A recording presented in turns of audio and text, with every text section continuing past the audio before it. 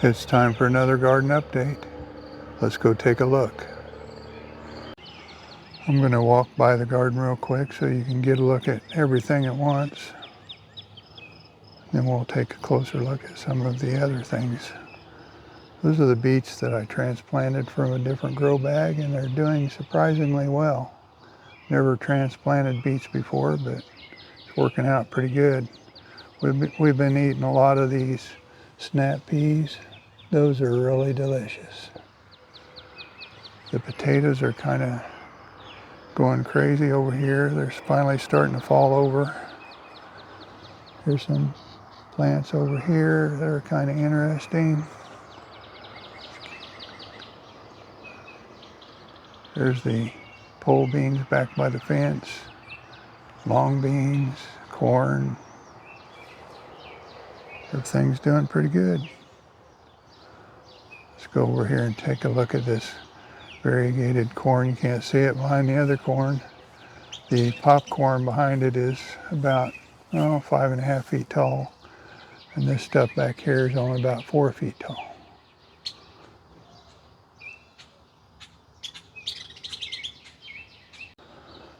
We're starting to get quite a few little beans on the bush beans back here.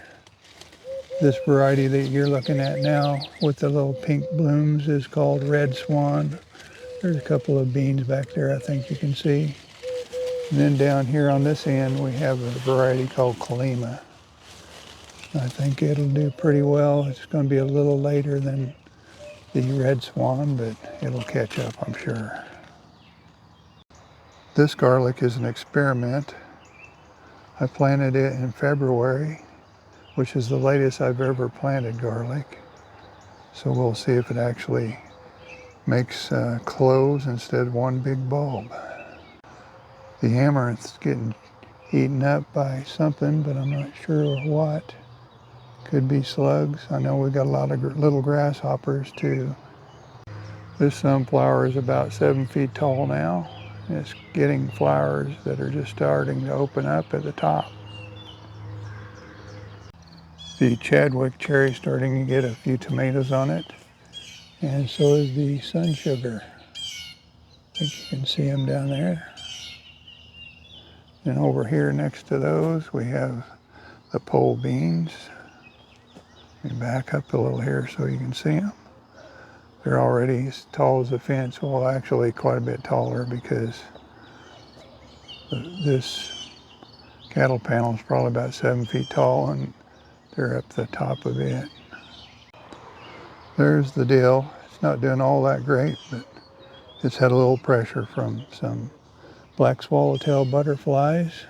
They're caterpillars rather. You can see that one's just almost completely eaten. I picked the caterpillars off, so I have them indoors. I'm going to let them hatch there and then turn them loose. Over here we've got the muncher cucumbers. They're starting to take off a little. And we have some basil right down there, some Malabar spinach, more basil, and then the long beans, which are at the top of the 5-foot cage now. Okra thrives in the heat, so it's starting to take off now. Some of those will be knee-high pretty soon. And there's another look at the corn from a different angle. I left one bulb of garlic over here in the ground last year instead of harvesting. And I'm going to just leave it there again this year. So instead of harvesting the scapes on these three, I'm just letting them grow. These will turn into flowers soon and make little bulbils that'll fall on the ground and sprout more garlic plants. I'll give you a quick look at some of the peppers. Here's another one. This is a Midwest Fiesta Purple. I'm going to call this one Midwest Pandemonium. This one is called Midwest Juanita. I was starting to wonder if they would ever come up, but we have our first ginger sprouts starting to come out. While I'm over in this area, here's a look at my tomato cross that I did last year. This is an F1. So it's got that F1 vigor going on. Let's see if we can get a look over here at some of these. There's some down in there at the bottom. We've got tons of blooms on this one. Here's a look at the geranium kiss. It's got tons of blooms on it. It's not my favorite for eating, but it's got good qualities in that it doesn't split and it stores well. This one's got a pretty good sized tomato on it. And it's got quite a few blooms still.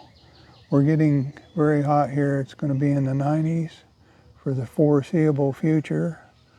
So tomatoes, once they get up in that mid-90s range, will stop setting fruit well.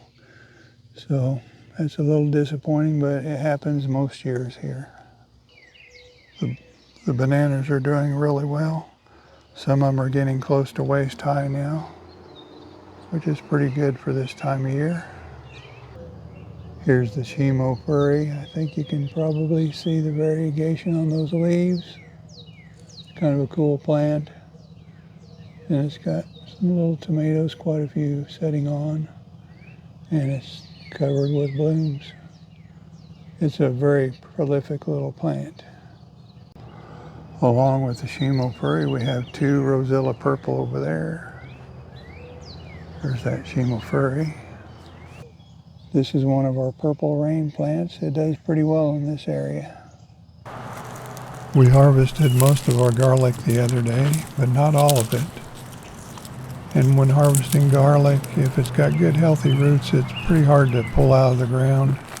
So I like to just take a trowel and put the trowel up underneath the garlic without damaging the side, and then pull up on the garlic as I pull up on the trowel. Here's a look at our purple glazer harvest. Most of our garlic was either purple glazer or Bavarian purple. And as you can see, some of these bulbs are really large, and they're pretty consistently large, with maybe a few that are on the smaller side. Here's a look at our garlic drying. It'll cure for about 10 days or so, and then it'll be ready to eat. If you're interested in knowing more about how I plant and cure garlic, I'll put a link down below.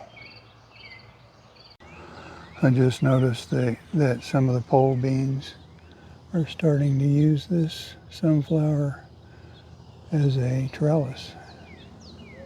So that'll be kind of interesting to see as it progresses. Even though I've harvested quite a bit of garlic already, I still have some back by the fence that needs to be harvested. This is a look at our compost pile. It's just basically right now a big pile of leaves. And I have stuff growing in it and around it. Have a sweet potato in the top, small tomato plant, that's a micro, pepper plant there, and then potatoes all the way around the edge. I'm interested to see how these potatoes do. I think they'll do pretty good. We'll see. The onions are pretty good size now and continuing to grow. Here's a look at the sun gold tomato plant. It's got quite a few little green tomatoes on it now, so we'll be getting to enjoy those probably before the month's over. This is the China Jade cucumber, and next to it on that kettle panel are some melons. Most of the tomatoes are starting to get small tomatoes on them now. Let's go over here and take a look at this Rosella purple I noticed yesterday. I think you can see it. I'll have to get my, there we go. The tomatillo is starting to take off. And we have more peppers in these two little short rows.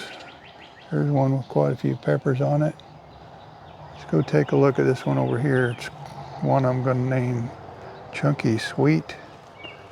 It's a cross between two different sweet peppers. And as you can see, it has pretty big peppers.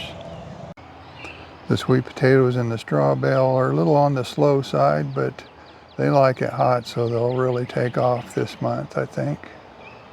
The micro tomatoes in the green stalk planter are doing really well. We've got two types, orange hat and ink spot. Here's a look at the petunia tower. I've got 7 different types growing, or colors rather.